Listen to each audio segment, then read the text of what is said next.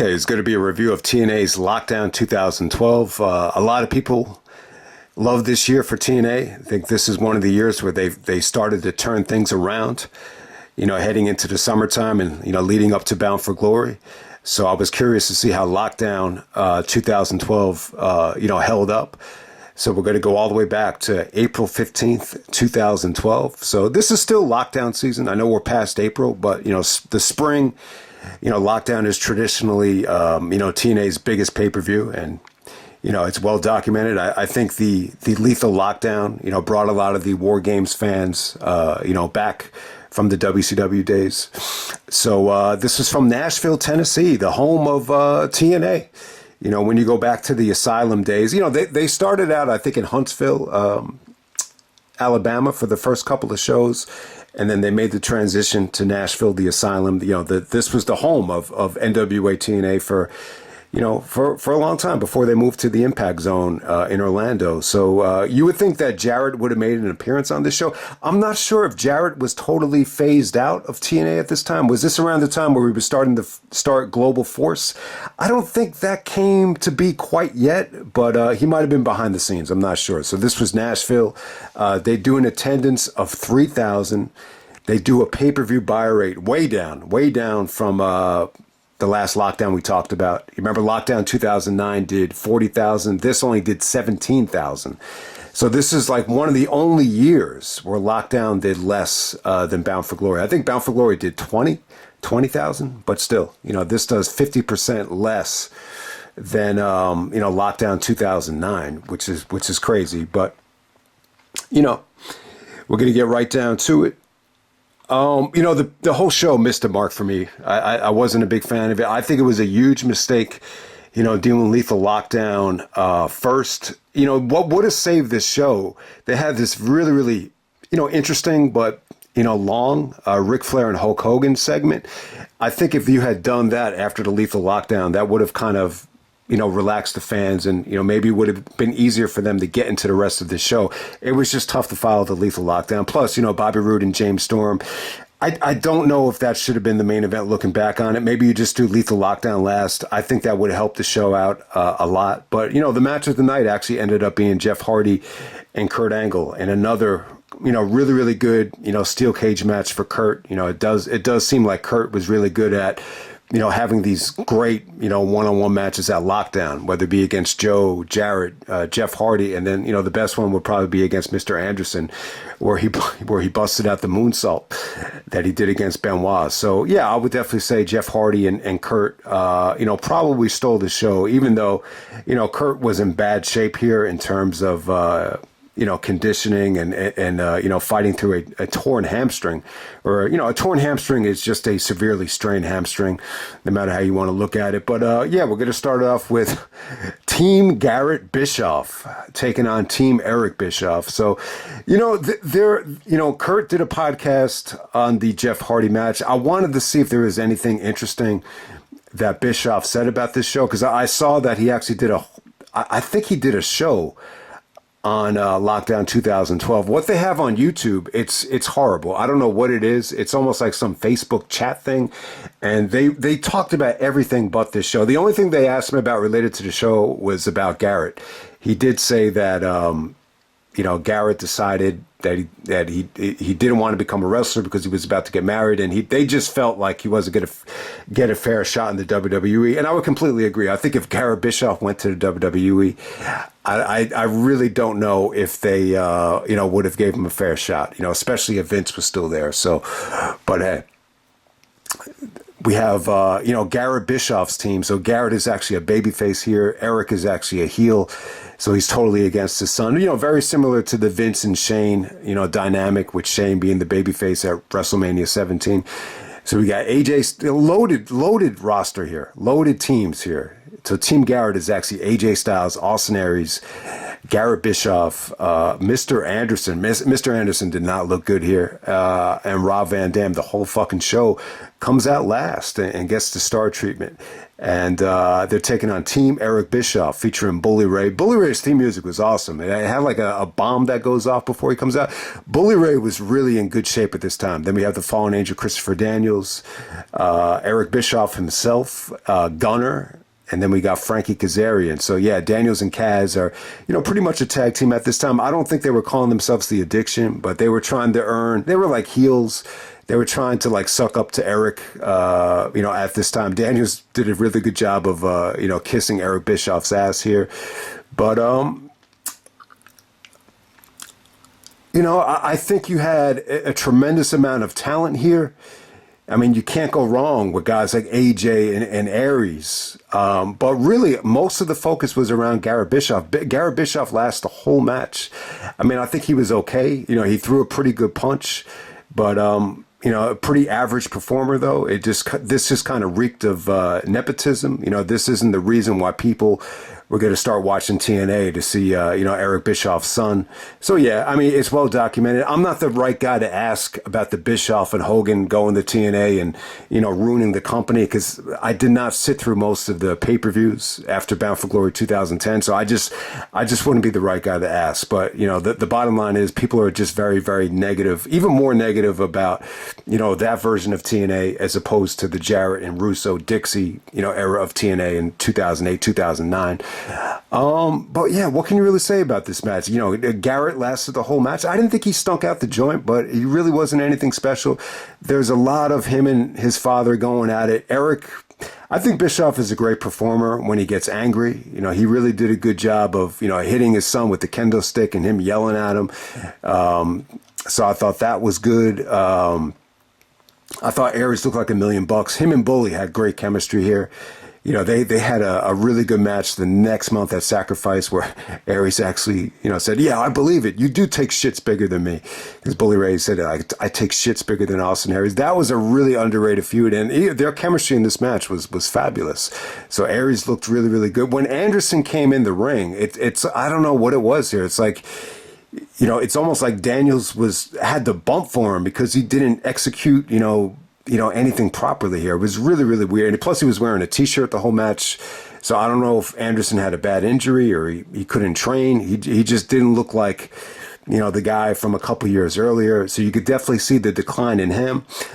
In terms of AJ in 2012, I don't know, man. I think AJ at this time got, a little bit complacent, but, he was still good in the ring, though. I've seen matches from AJ in this 2011, 2012, where it just the spark just didn't feel the same. And I remember, I think Dixie had even said, I think she criticized him for not having a 5-star match in a really, really long time, which is, it's kayfabe, but still, that's something that, why would you say that if it wasn't true? So I think AJ, he probably got a little bit complacent at this time. He still looked good. Him and Kaz did some creative stuff off the top of the cage. It looked like he was going to do his, shooting star press, the one he did at Destination X in 2005 off the cables. It looked like he was going to do that off the cage, and then he just kind of gave an elbow drop to Kaz.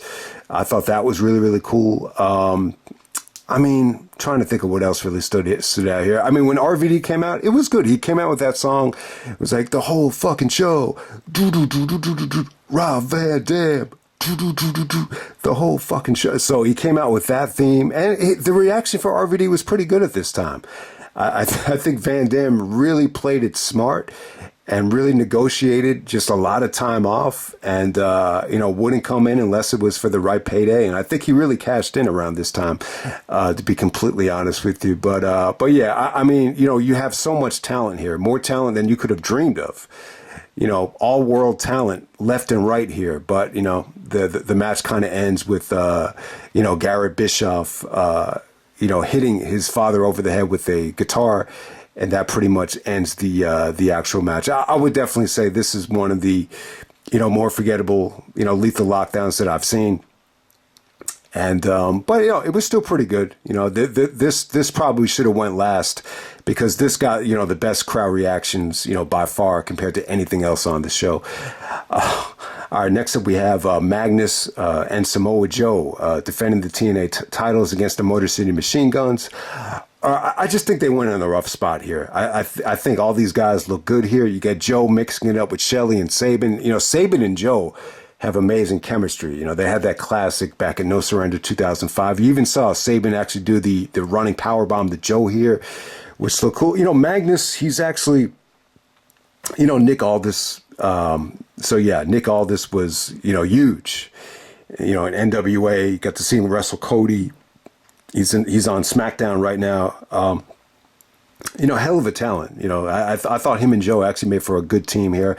The problem is, you know, just the fans just really didn't care about it. I mean, I still think like this cage, you know, doing a tag team match in a cage, there's just not a lot of room. You know, there was a ton of breakups here. You know, Joe actually, you know, was getting choked out by Sabin. And then he kind of used Sabin as a weapon while he was choking him out to, you know, interrupt Shelley. You know, Shelley actually did the flatliner into the cage to Magnus. Well, there was some really, really creative stuff here. I thought it was a really, really cool finish. You know, so, you know, after that Joe spot where he used Sabin as a weapon, Magnus hits the elbow drop to get the victory. It just had a kind of a flat ending there. But, you know, you have two really, really good tag teams. This should have been, you know, arguably the match of the night. And, you know, I thought they put him in a rough spot, and I just don't think they got a lot of, you know, time to begin with. Our next up, we actually had Devon actually defeating Robbie E. A little bit over 3 minutes with the spine buster to win here. So yeah, Robbie E was the Jersey Shore inspired dude. Robbie T as well, jacked up dude right there. So Devon trying to get a little bit of a singles push for the TNA television title. I mean, Devon as a singles wrestler never really worked. And, you know, you could see Bully was having some success at the time, but still, this just had a very abrupt ending. I mean, thankfully it was short and sweet, but still, like, this is something that, you know, 3 minutes. This is something that, you know, easily could have been on television. And next up, we had Gail Kim taking on Velvet Sky for the TNA Women's Knockout Championship. Yeah, this was not that good.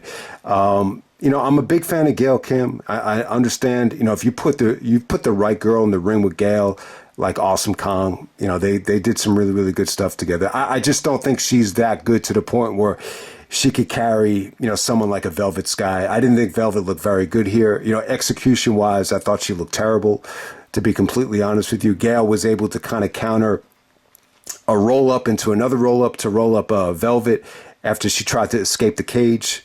But, yeah, just pretty average stuff. You know, I think Gail actually came back to TNA at this point after a short run with the WWE that, you know, I don't think that worked out. But, yeah, I mean, I'll tell you, man, like this show, like from the Devon match all the way to the Crimson match, and then you had another really, really just, you know, forgettable match. And that's one of the issues with Lockdown. When you stick so much talent in the Lethal Lockdown match, you just don't have a lot to play with the rest of the roster. Yeah, I mean, you just don't. That's why the Lockdowns, for the most part, you know, have produced some of the worst matches in TNA history, whether it be the blindfold match, even some of the matches on this show. I would say the Gail Kim match, the Devon match. These are just not like pay-per-view worthy here. All right, and then next up we had Crimson actually taking on Matt Morgan. You know, I tried to, you know, give this match a chance. You know, so the video package here and the promos here for Matt Morgan was good. Matt did a good job here with the promo. It explained how he wanted to get into wrestling to make money for his family. But, you know, now that he's facing Crimson, it's all about just, you know, destroying him because he just cannot stand him. I guess these two guys were tag team partners. You know, Crimson actually turned on Matt Morgan, then they couldn't get along. All right, so you definitely had some good elements here. I think it's a good matchup featuring two big men that are jacked up here. But I just thought the video package, you know, could have done a better job of explaining, you know, why these two guys couldn't get along and why, you know, don't they like each other, and, you know, why did the tag team just fall apart? I got to say, in terms of crowd reaction, you know, yeah, I mean, look, you know, with Matt Morgan, I mean, lots of potential, lots of star power, potentially. But this is another match where, you know, he had the chance to shine, and, you know, they just couldn't get the fans into it. The fans were just not into Crimson at all. I'm not sure if this was a Bischoff guy, but, you know, he had a unique look. But at the same time, I just can't say that they, did anything special here for the amount of time that they got. There was just no sense of urgency. I thought, Matt worked really hard. They did work hard, but they just could not feed off of this crowd.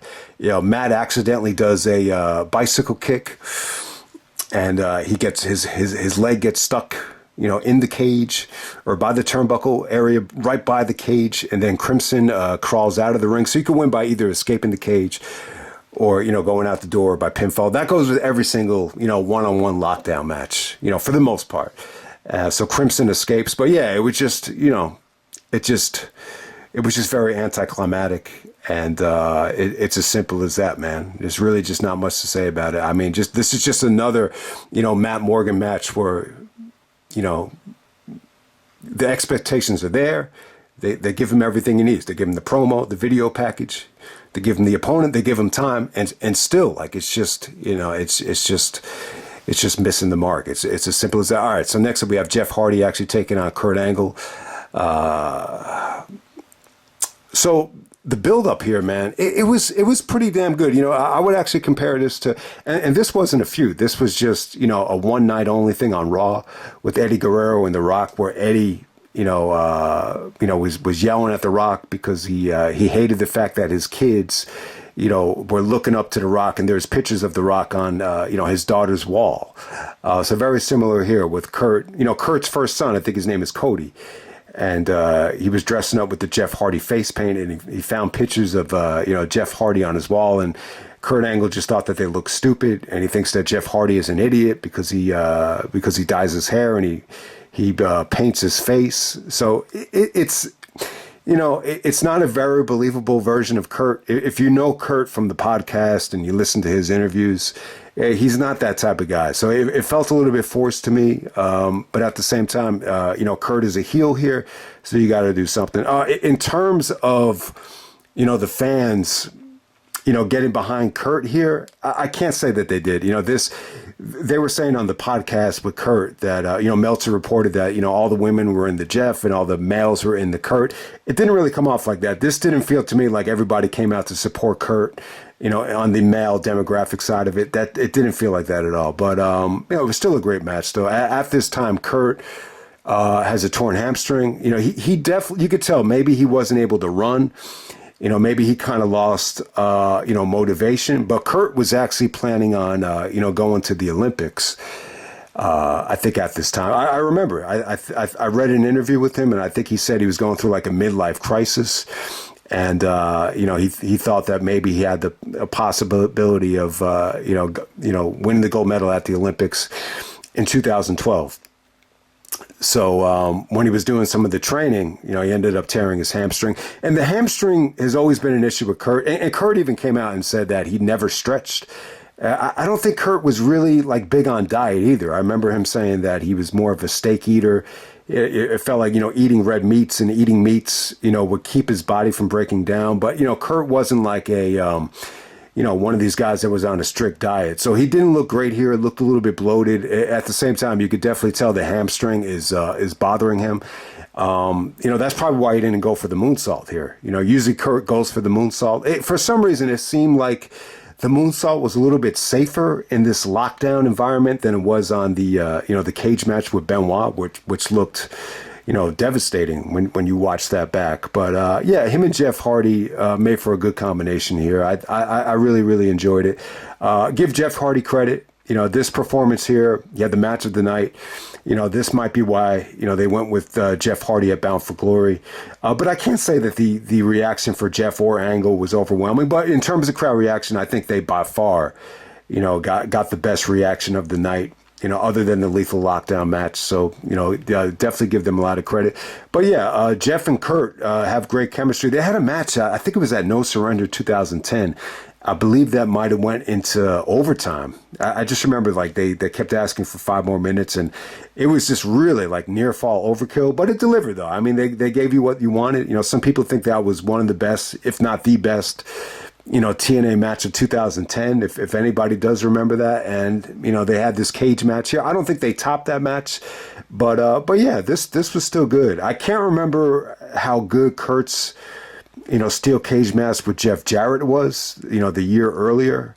But this was definitely not as good as the Ken Anderson match. The Ken match still featured Kurt, somewhat in his prime. I feel like Kurt in 2012, declined a little bit, especially in terms of, conditioning and body fat and things of that nature. But it was still good though. It was still fun. This featured, just Jeff, hitting the twist of fate, trying to escape the cage, Kurt ramming Jeff's, skull into the cage and him actually needing stitches. There was one sequence here where, Jeff is trying to escape. Angle does the running, angle slam off the top turnbuckle, which looked really, really cool. So, Kurt, I think the first time Kurt ever hit the angle slam off the top turnbuckle, I think it was the Shane McMahon at King of the Ring, and that time he actually did it with a board underneath. And I think the first time he did it in a cage match, I think it was to Edge. But yeah, the running angle slam, it wasn't exactly like a running angle slam here, but it was, Jeff Hardy took a pretty big drop. I mean, there's no doubt about it. It looks cool inside of a cage too. I mean, it looks a little bit cooler. It almost feels like it's coming off the top of the cage, but it's not really. But yeah, that would have been like one of the bigger bumps ever if Kurt would ever do an angle slam off the top of the cage. And I was trying to think about it, like, what's the biggest finishing move someone ever did off the top of a cage? I mean, I couldn't tell you in terms of like a WWE, superstar like a Kurt Angle, but the Elix Skipper one, the Hurricane Rana at the Triple X AMW match at Turning Point, the cage match, that might have been one of them. But yeah, if you could think of like a finisher that someone did off the top of the cage, I mean, that will be crazy. But other than that, I think the match was pretty cool. I mean, Jeff actually applied the ankle lock after countering the ankle lock. Angle was saying that he, normally he doesn't like, sharing the finishers with certain guys. Like he'd be really open to doing it with a guy like Benoit, like someone that, he really respected in terms of like submission work. It was actually Jeff's idea. Angle's a nice guy. What's he going to say? No. I'm sure Angle would have had an issue with it if it was, somebody he didn't respect. But, someone like Jeff Hardy, I guess he had just the right amount of cachet to, approve, using Angle's finishers. He actually used the ankle lock. He actually did use the angle slam here. So yeah, there's kick outside the ankle slams. Jeff actually goes for the swanton multiple times. Kurt kicks out, just like that no surrender match where there's like a ton of kickouts. But, the swanton just didn't put Kurt away. So ultimately, Jeff actually does the swanton off the top of the cage. If you notice, Kurt gets as close as possible because he was hoping that Jeff would overshoot him just a little bit because he just didn't want Jeff to kill him because, that's a tough bump. Plus, Angle has, had so many injuries, all of these, crazy ass injuries with his neck and everything that, taking that swanton straight to the chest, I would definitely say that's a dangerous spot, but they were able to pull it off, and I don't think Kurt got hurt from it. And Jeff, really used this momentum, to win that Bound for Glory series. So yeah, definitely the match of the night. I'm not crazy about the match. Meltzer gave it 3 3/4. I'll be generous. I'll give it 4 stars. It was pretty damn good, and it just shows you how good Kurt is, because even though he's past his prime a little bit here. He's not in the best of shape. He's trying to wrestle through a torn hamstring, and it's still the match of the night. And he still gave an amazing effort. But I would definitely say this though: you could definitely tell Angle was becoming a little bit complacent in TNA, and maybe that would have solved the issue with all these DUI incidents. Because I think if Kurt had qualified for the Olympics and actually was able to compete, I think it would have kept him focused. I think, at this point though, being in TNA, even in 2012, where the product is still good, it's probably just tough to get motivated. And, I think, the sole motivation, I just think was money at this time.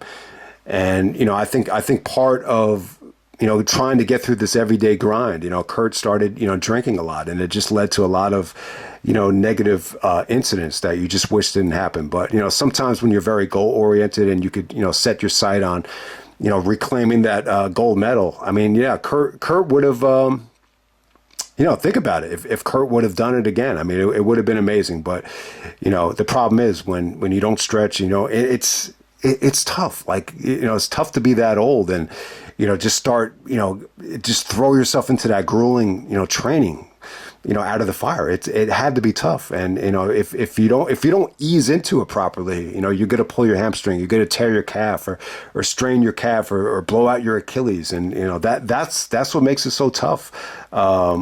When with the age factor, those are the things that Kurt just didn't have to worry about, in 1994 or 1996. Next up, so we have Eric Young and ODB successfully retaining the TNA Knockouts Championships against the Mexican America, Rosita and Sarita. They made pretty quick work of them. Eric Young and ODB. So Eric is basically doing the Santino Marella thing, only with ODB at this time, the old dirty bastard, whatever, the female old dirty bastard, I guess you want to call her. And then next up, we have the main event, steel cage match for the TNA Heavyweight Championship. We got Bobby Roode taking on James Storm. Okay, so this cage match here, I think the original plan was to do the cage match and then to do the rematch at Bound for Glory. Once again, this is another situation with James Storm where the lockdown match kind of falls flat, and then the rematch, was, arguably the match of the year. It happened twice. It happened in 2007 when he, and it's funny, this is a totally different dynamic from James Storm. Here he's playing the babyface, but when you go back to 2007, he was the heel. He's the one that, cracked Chris Harris open with the beer bottle. And they had the blindfold match at Lockdown, which was a nightmare. And then they had the rematch at Sacrifice, which was a Texas Death Match, which was arguably the best TNA match of 2007. Arguably the best pay-per-view of 2007 was Sacrifice. You haven't seen it, go check it out. And then the same thing here. This wasn't quite as bad as the, obviously nowhere near as bad as the blindfold match, but it just felt underwhelming, for a main event, considering how much they invested in this with the documentaries, the video packages, the training stuff that James Storm did in his shed. The kickboxing and, all the crazy stuff that they did, to build this up. It just didn't get the reaction I think they were thinking of. And maybe that cost them, main eventing Bound for Glory. The Bound for Glory match just ended up being an attraction on the undercard with the stipulation, but it overachieved, it over-delivered. Some people think it's the best Bound for Glory match ever. And it's quite possible. It's definitely up there. That definitely had more intensity. They had no excuses. They went on early. They gave them all the weapons in the world to play with, and it had a tremendous impact. It was incredible. This kind of missed the mark for me. And when you're thinking about Bobby Roode and James Storm, it's funny. So you got a guy from Team Canada being teamed up with a guy from AMW, and let's not forget Team Canada and AMW have had some classic matches in the past. But after they kind of broke away from their stables, they were teaming up together. Miss Jackie was their manager. I think they cut a promo at Victory Road 2008 where, James Storm said, the two most important things in the world, or the two best things in the world, are beer and money. And then we have beer money. Because, Bobby Roode kind of morphed into this, high end, intellectual character, very reminiscent of the $1 Million Man or a JBL with the money stuff and, the way he slicked back his hair and the way he dressed. And then James Storm, he would come out to the ring, drinking beer, with AMW. But at this point, they marketed themselves as Beer Money. And it was a good tag team. I think they complemented each other well. They won the tag team titles, multiple times. They had some classic matches with the Motor City Machine Guns at the whole effing show. They had a really, really good run. And then they started breaking away and doing singles. I think Bobby Roode actually won the Bound for Glory series in 2011. He came up short against Kurt as a babyface at Bound for Glory. Kurt was once again fighting through another hamstring injury. And it just had, one of the worst, finishes that you'll ever see at a company's biggest show of the year. It was just really, really underwhelming. So they called an audible, and they actually had James Storm actually beat Kurt Angle, I think, on the very next Impact. And, Bobby congratulated James and, acted like he was happy for him. But then 2 weeks later, they actually faced each other on Impact. And then, Roode was saw the exposed beer bottle on the steel steps and contemplated using it. And then he used it and he shocked the world, turned heel, and he beat James Storm to win the TNA World title. The If Factor, Bobby Roode. The leader of the selfish generation. They really tried to market, Bobby Roode as this, ruthless prick that was going to do anything he could to keep the championship. I think the way he lost to Angle just kind of changed them. I think that was the storyline here. And so at this point, James is pretty much the babyface. I think that's one of the things working against this feud for me is, you've seen James be the antagonist, be the one to turn on, Chris Harris, leading up to, the 2007 feud. So it's just tough to really buy into this, especially with James Storm as this babyface that's going to end the bullshit. So, this is an example of them, doing everything they could from a production value standpoint to really build this up. But it just kind of fell flat to me. So in the actual match, in the Lockdown steel cage match, like I said, man, you can win by escaping the cage, escaping over the top of the cage, escaping through the door, or actually getting pinned here. And I don't know, man. It took forever for them to get inside the steel cage. They're just kind of brawling and, hitting each other with beer bottles in the beginning of this thing. And the crowd just wasn't there. The crowd just was. I mean, they were definitely into James, more so than Bobby. But it wasn't like it was overwhelming for either one of them here. I think that's what hurt it. And, it was just... This just kind of felt to me like Bobby Roode took a page out of Triple H's book from 2003 where, it's more about, maintaining the prestige as a heel champion rather than giving away too much in the ring. And the finish here is just, I don't know, man. I just don't think it did either guy any favors. I'm just not a big fan of the finish. Once they got back into the ring, they really tried to just get a lot of mileage out of just ramming each other on the cage. It's as simple as that. I mean, they look pretty brutal. They did get bloody, but it just, anytime they tried something different here, the fans just didn't react, I think, the way they envisioned. Bobby actually locked in a crossface, immobilizing the arm, and it just didn't get much of a reaction, to be completely honest with you, man. But, Bobby actually hits James with the beer can or the beer bottle once again. James actually kicks out of that. So the fans got behind James. After that, I think a lot of people thought that was going to be the ending there. He does hit a super kick. I think Bobby kicks out of that. And then the second super kick, he actually kicks Bobby out of the cage, out of the door. And Bobby Roode actually retains because he hits the floor first. So, they do that finish there. How many times have you seen that finish to a steel cage match? I guess the most famous one you could think of is the Austin McMahon one where Big Show just throws Austin out of the cage and Austin ends up winning. I'm just not a big fan of that finish.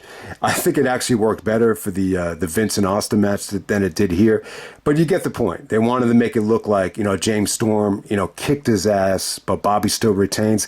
I got to say, man, it just didn't hit for me. I think more than anything, I just think the lack of support, the lack of reaction, cost them the main event of Bound for Glory. Because I think the original plan was for them to actually main event and go last at Bound for Glory in the rematch. But it just wasn't to be. I honestly, guys, I know a lot of guys, even Kurt Angle said, Bobby Roode and James Storm are, we're going to try to make these are two future main eventers. I just never saw either guy as a main eventer. And I'm definitely not a Bobby Roode guy. I find Bobby a little bit boring as shit. I just do. I think he's very heavy on, character, heavy on physique, but just very, I just think he's very, very simple in the ring. I just don't find him that exciting. Storm for me, and I don't want to make this a North versus South thing. I really think that has nothing to do with it. I try to be very supportive of, guys that have talent from the South, whether it be an AJ Styles or a Jeff Jarrett or whoever. But, James, for me, I don't know. I just don't know if this was, the right situation for this. If anything, I think both guys were just better suited, to be heels, and definitely both better suited to be tag team champions than, Bound for Glory championship main event level. I just think that's a tough sell for either guy. I was like pushing more than anybody, to see something different at Bound for Glory. I just felt like you need to go with Austin Aries. And it was true. Aries, the cream rises to the top. Eventually, Aries became champion at Destination X. He was so hot, they couldn't ignore it. And he ended up facing Jeff Hardy at Bound for Glory, which, in retrospect was the right decision. I just don't think, giving Jeff the championship, was the right call overall. But that's a story for another day, man. But that's pretty much it, man. That's Lockdown 2012. I got to say, this show missed the mark for me. This is not one of the better lockdowns. This is not one of the shows that really shows that TNA was really starting to turn things around in 2012. There's a lot of crap here. I think more than anything, Bobby and James, this is an example of, overdoing it with the build. And if the interest isn't there, there's really nothing you can do in terms of build up to make fans want to care. I mean, they did everything they could have done from a production value standpoint, and it still didn't work. And then at the same time, I think anytime you give away the most attractive match of the night first, it's very difficult, to keep the fans ingratiated, for the rest of the show. And then the middle of this card just featured, pointless match after pointless match that just didn't belong on a pay-per-view. It's as simple as that. But yeah, man, that's it for Lockdown. Maybe next year we could cover 2010 or 2011. We'll see if TNA ever brings this pay-per-view back. Hope you guys enjoyed the video, and I'm out. All right.